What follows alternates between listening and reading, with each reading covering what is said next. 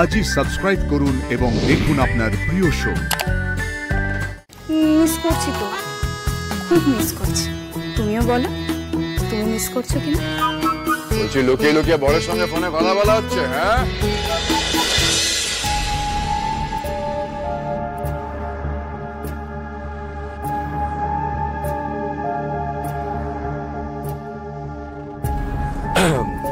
কি ব্যাপারটা এক্স্যাক্টলি কি হচ্ছে জানতে পারি? মানে তুমি গেলে শিল্পার সঙ্গে দেখা করতে, ও ফোন কেন ধরছে না সেটা জিজ্ঞেস করতে, আর আমরা এখন হঠাৎ করে রাজমহল যাচ্ছি। হোয়াট ইজ এক্স্যাক্টলি হ্যাপেনিং ফুলকি? শিল্পা দিদির মা খুব ভয় পেয়ে আছে, জানেন তো স্যার। মানে ব্যাপারটা কি ফুলকি, আমাকে একটু বুঝিয়ে বলবে? খুব কনফিউজিং লাগছে আমার এন্টায়ার বিষয়টা। আমিও ঠিক বুঝতে পারছি না স্যার। শিল্পা দিদির মা শিল্পা দিদিকে ফিরিয়ে নিয়ে যেতে এসেছেন। চাকরি ছাড়িয়ে? হ্যাঁ, কিন্তু শিল্পা দিদি তো কলকাতা ফিরে যেতে চাইছে না। সব মিলে একটা ঝগড়া শুরু হয়ে গেল। আমি জিজ্ঞেস করলাম শিল্পা দিদিকে যে কাকিমা কি সবসময় এরকম অস্থির অস্থির করে। শিল্পা দিদি বলল, শিল্পা দিদি যবে থেকে বলেছে যে শিল্পা দিদি রাজমহলের রাজবাড়িতে বৌভাতে যাবে, তবে থেকে নাকি উনি এরকম করছেন। নবাবগঞ্জে নাকি থাকতে দেবে না শিল্পা দিদিকে। আমি সত্যিই কিছু বুঝতে পারছি না, আমার খুব অদ্ভুত লাগছে ব্যাপারটা, খটকা লাগছে স্যার। রাজমহলের কথা শুনে কি এরকম ভয় পেলেন উনি? কিন্তু জানেন তো স্যার, শিল্পা দিদি কিন্তু আগে কখনো রাজমহলের নাম শোনেন, কোনোদিনও। আচ্ছা স্যার, একবার বড় রানীমাকে জিজ্ঞেস করে দেখবো শিল্পা দিদির মা মানে ভারতী কাকিমার নাম শুনেছে কিনা। আবার সেই বড় রানীমা? ফুলকি, বড় রানীমা নিজের অতীতটাই ভালো করে মনে করতে পারেন না, আর উনি তো মানসিকভাবে সুস্থ নন, জানো সেটা? স্যার, আমি নিজে যেদিন প্রথম দিন বড় রানীমাকে নৃসিংহদেবের মন্দিরে নিয়ে গিয়েছিলাম, আমার কিন্তু কোনো দিক থেকে কোনোভাবে মনে হয়নি যে উনি মানসিকভাবে অসুস্থ। তারপর তো উনি পার্টিতে এলেন সবার সামনে, সবাই ওনাকে দেখলো, কারণ কিন্তু কোনোভাবে কোনো দিক থেকে মনে হয়নি কি ওনার কোনো রোগ থাকতে পারে। আপনার মনে হয়েছে বলুন তো? আজকে আমি যাব, আজকে আমি বড় রানীমার কাছে গিয়ে আলাদাভাবে ভালো করে কথা বলবো। ও দাদা, একটু তাড়াতাড়ি চলুন না, পৌঁছতে পৌঁছতে সন্ধে হয়ে যাবে মনে হচ্ছে। কি ব্যাপার বলো তো, এত তাড়া কিসের তোমার? না মানে ফুলকি দাস বেরিয়েছে রাস্তায়, অথচ কিছু খাবার বায়না করছে না, তো অদ্ভুত না? আপনাকে না বোঝা যায় না স্যার, আপনি তো সবথেকে বেশি চটে যেতেন রাস্তার খাবারের কথা বললেন। হ্যাঁ চটে যেতাম, তবে এখন আর চটি না। এখন মনে হয় একটু একটু পাগলামো করো বলেই তুমি ফুলকি দাস, ওটাই তোমার স্পেশালিটি। ফুলকি, আইসক্রিম খাবে? বলো তাড়াতাড়ি বলো, অফার দিচ্ছি, গাড়িটা কিন্তু বেরিয়ে যাচ্ছে। খাবো খাবো। ও দাদা, গাড়িটা থামান না, গাড়িটা থামান। চুপটি করে বসবে এখানে, আমি নিয়ে আসছি আইসক্রিম।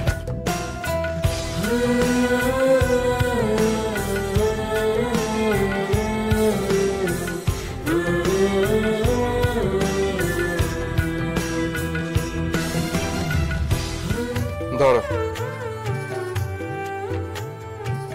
চলো দাদা।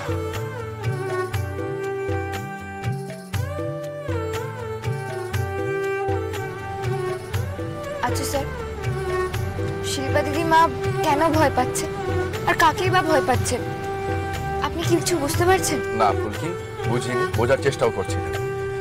দেখো ফুলকি, পৃথিবীতে অনেক মানুষ আছে, অনেক মানুষের অনেক রকম ভয়ের কারণ আছে, সব তো আমি জানতে পারবো না। আর বাই দ্য ওয়ে, তুমি না একজন বক্সার, মনোরোগ বিশেষজ্ঞ নও তুমি, রাইট?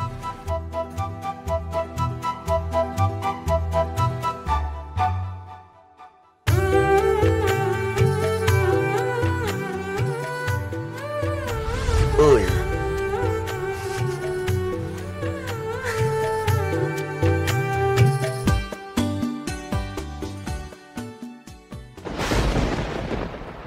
খটকাটা যে কিছুতেই মন থেকে যাচ্ছে না স্যার।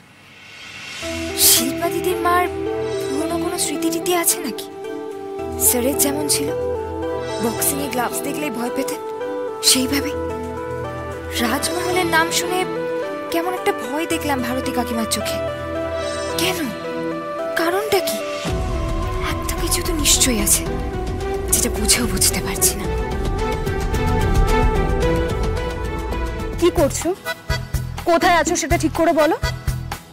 হ্যাঁ বলতে হবে তো, আমায় সব বলতে হবে। বউকে কিন্তু সব কথা বলতে হয় বড় কুমার। উপহার দিতে শিখেছো, আর এগুলো কিচ্ছু শেখোনি, তাই না? বলো না কোথায় আছো? নিশ্চয়ই বড় কোনো গেস্ট হাউসে। মিস করছি তো, খুব মিস করছি। তুমিও বলো, তুমি মিস করছো কিনা? বলছি লুকিয়ে লুকিয়ে বরের সঙ্গে ফোনে কথা বলা হচ্ছে, হ্যাঁ? তা ভাই, ফুলকি? হ্যাঁ, আমি রাখছি, পরে করছি। তা ভাই, কেমন আছিস? ভালো। খুবই ভালো। এই তো শুনলাম তুমি নাকি মিস করছো। তা আদিত্যদা কোথায় গেছে এখন? আর বলো না ফুলকি, ও আজই বেরিয়েছে, মায়ের সাথে গেছে ব্যবসার একটা কাজে, একদিন পর ফির। ও বাবা, বিয়ের পর ব্যবসার কাজে বাইরে চলে গেল, তাও আবার ছোট রানীমার সাথে। আসুক না, আমি কিন্তু খুব বকুনি দেব। দেখো, সব ছেলেরা যদি স্যারের মতন হয়ে যায় তাহলে মেয়েগুলোর কি হবে বলো তো? আর তুমি তো যে সে মেয়ে নাও, আমায় ধানু দিদি। এক্সট্রা পাকামো করো কেন সবসময়? এসো তো বড় রানিমার সঙ্গে দেখা করতে, সেটা করো না। ও তাই নাকি? হ্যাঁ, যাও না, আমি তো তখন আমার সাথে কথা বলি। ও তাহলে যাও না ফুলকি, বড় রানীমা বোধহয় এখন মন্দিরে গেছে। আসলে কি বলতো, ম্যাডাম জি নেই তো, কালো থাকবেন না, তাই সবাই সব নিয়ম কানুন ভুলে গেছে। যাও ফুলকি যাও, আমি বরং জল খাবারের ব্যবস্থা করি। আমি তাহলে ঘুরে আসি। হ্যাঁ, ভারতী কাকিমার কথাটা এই সুযোগে জিজ্ঞেস করা যাবে। যাই।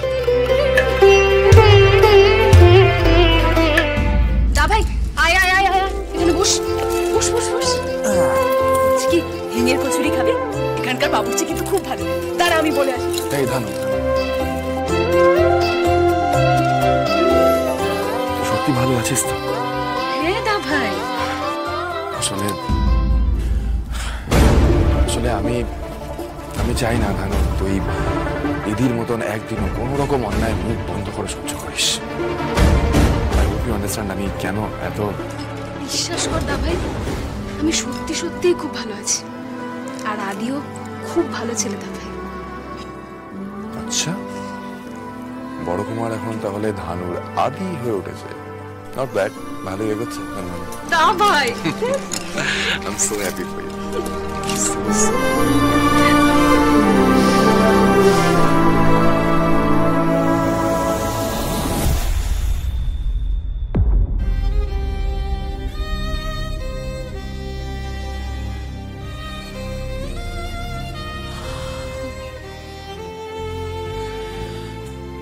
তুই কি বুঝবি আমার জ্বালা? তোরা বাপ বেটি সবসময় নিজেদেরটা ভেবে গেলি।